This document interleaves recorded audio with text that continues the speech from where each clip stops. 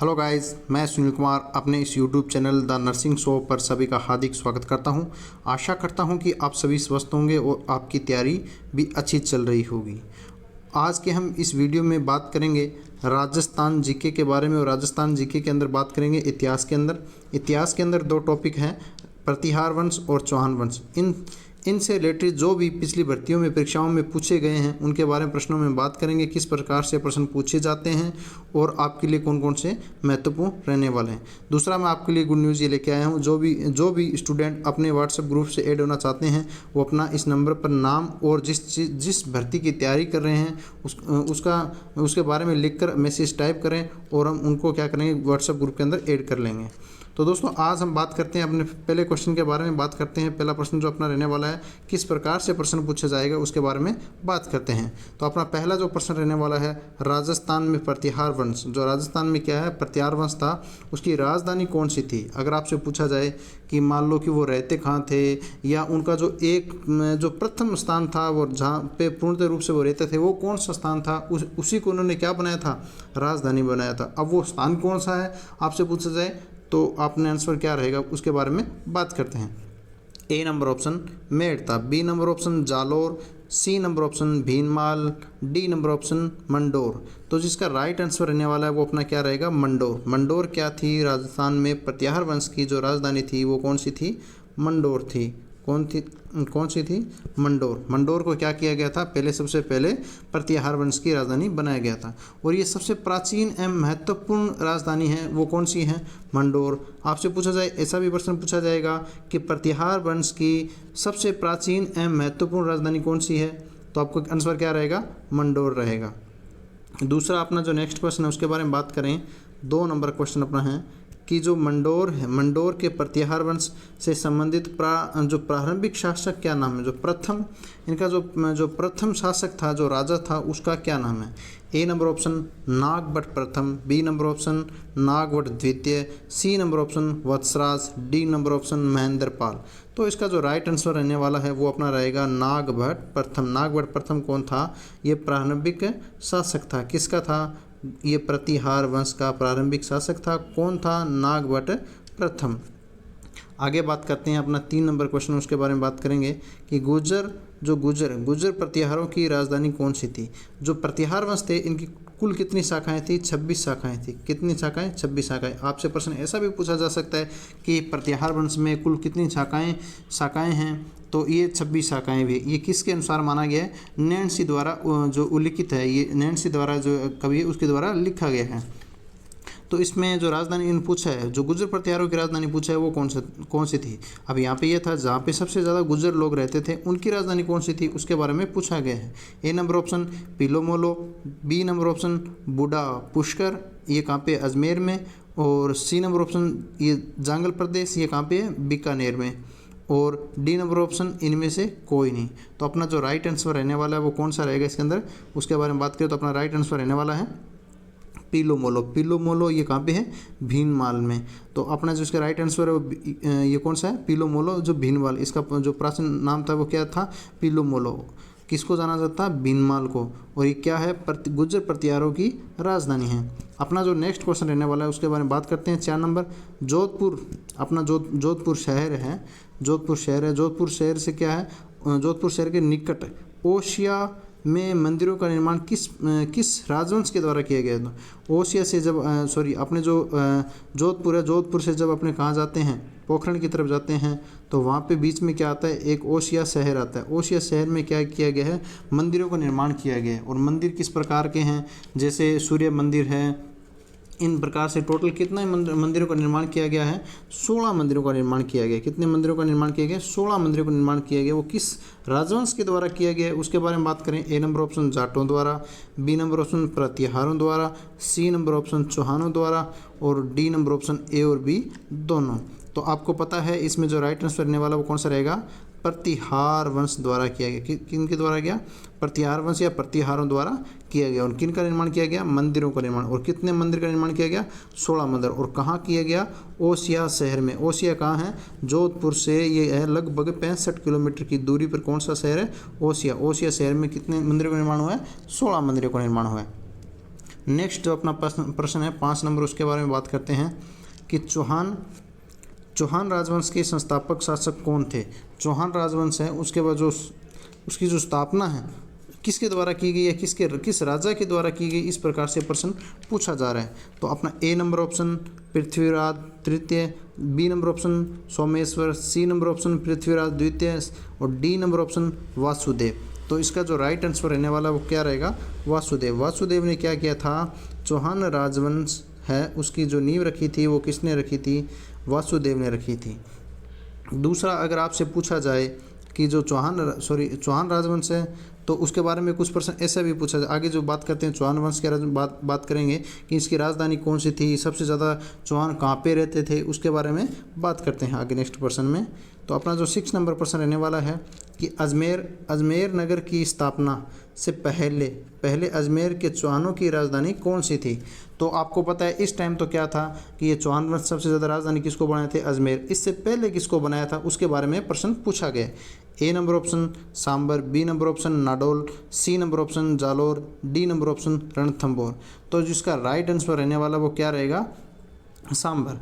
जो अजमेर शहर नहीं था, जब ये अजमेर शहर नहीं था, इससे पहले जो राजधानी थी किनकी, चौहानों की, वो राजधानी कौन सी थी, सांबर। सांबर को सर्वप्रथम क्या बनाया गया था, चौहानों की राजधानी बनाया गया।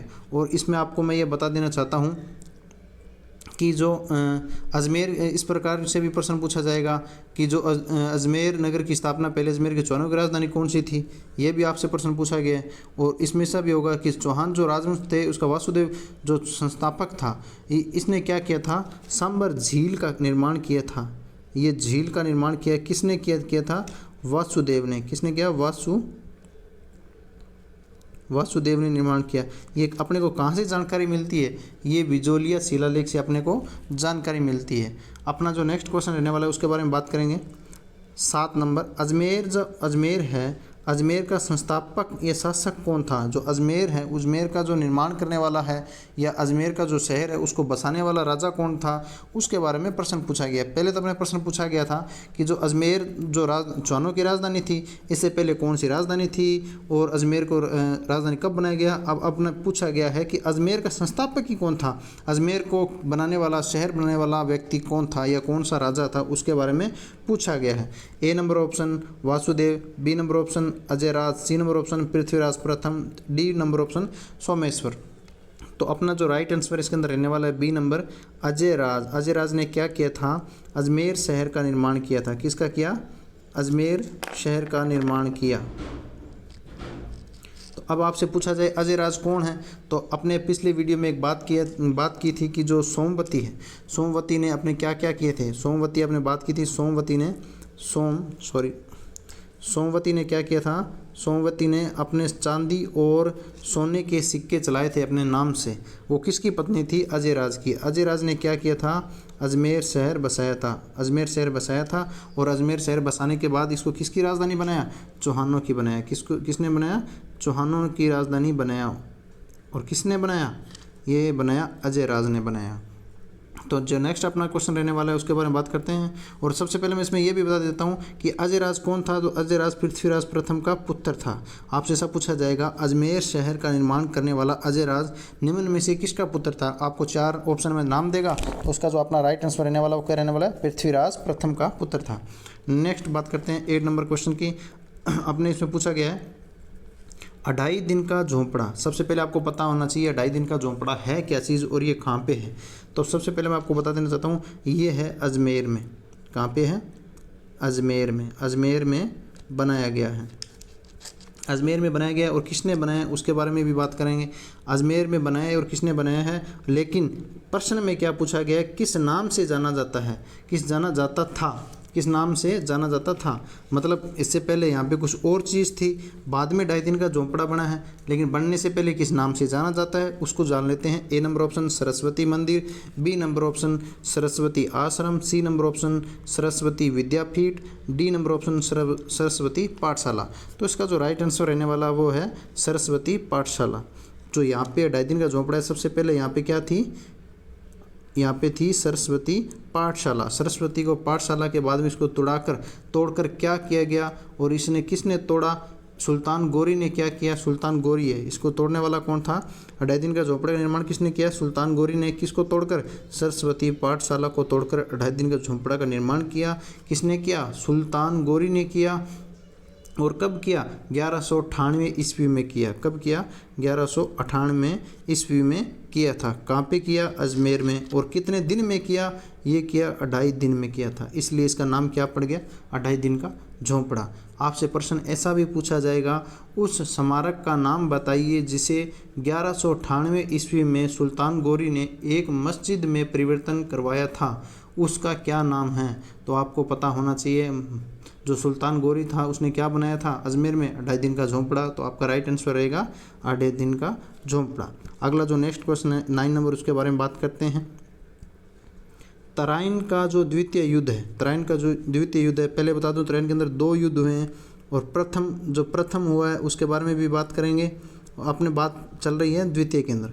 तो द्वितीय युद्ध किन 2 शासकों के बीच हुआ था? तो अकबर और हेमू के बीच में हुआ, ए नंबर ऑप्शन में। बी नंबर ऑप्शन राणा सांगा और बाबर के बीच में। सी नंबर ऑप्शन मोहम्मद गोरी और पृथ्वीराज चौहान के। डी नंबर ऑप्शन हमीरदेव और अलाउद्दीन खिलजी के बीच।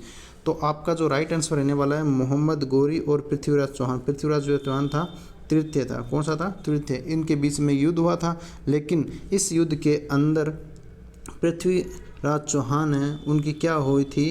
पराजय हुई थी। क्या हुई थी? पराजय हुई थी। लेकिन जो प्रथम युद्ध लड़ा गया था उसके अंदर किसके साथ हुआ था? वो हुआ था मोहम्मद शहाबुद्दीन गोरी के बीच। मोहम्मद शहाबुद्दीन और पृथ्वीराज तृतीय के बीच में हुआ था। उसमें मोहम्मद शहाबुद्दीन गोरी की क्या हुई थी? पराजय हुई थी, और पृथ्वीराज चौहान की क्या हुई थी? विजय हुई थी। और वो कब हुआ था? 1191 में। कब हुआ था? 1191 में। और ये कब हुआ था? 1192 में। तो जो प्रथम है वो तो 1191 में, और द्वितीय कब लड़ा गया? 1192 में। और जो प्रथम है वो किसके बीच लड़ा गया? ये लड़ा गया था ये पृथ्वीराज चौहान और मोहम्मद शहाबुद्दीन गोरी के बीच में लड़ा गया। और द्वितीय किसके बीच लड़ा गया? मोहम्मद गोरी और पृथ्वीराज चौहान के बीच लड़ा गया। नेक्स्ट अपना जो 10 नंबर क्वेश्चन है उसके बारे में बात करते हैं। जो पृथ्वीराज चौहान का दरबारी कवि कौन था? आप देखो, जो राजवंश होते हैं उनके बारे में क्या होते हैं? कवि होते हैं। कवि क्या करते हैं? उस दरबारी जो राजवंश है उसके बारे में, जो शासक है उसके बारे में जो लिखते हैं वो कौन लिखते हैं? दरबारी कवि लिखते हैं। तो आपसे पूछा जा रहा है जो पृथ्वीराज चौहान था उसके समय में कौन सा दरबारी कवि था? तो ए number option Bana Bhatt, B number option Chandbardai, C number option Ramanuj, D number option Harihar.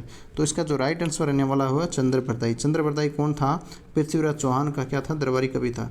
बार बार परीक्षाओं में चंद्रप्रदायी के बारे में पूछा जाता है। निम्न में से कई ऐसे थे जिन्होंने, वो क्या थे? दरबारी कवि थे, जैसे विद्यापति गौड़ और विश्वरूप और पृथ्वी भट्ट और जनार्दन आशाधर, ये सब क्या थे? दरबारी कवि थे। लेकिन चंद्रप्रदायी के बार बार परीक्षाओं में चंद्रप्रदायी के बारे में पूछा जाता है निम्न में से चंद्रप्रदायी किसके दरबारी कवि थे?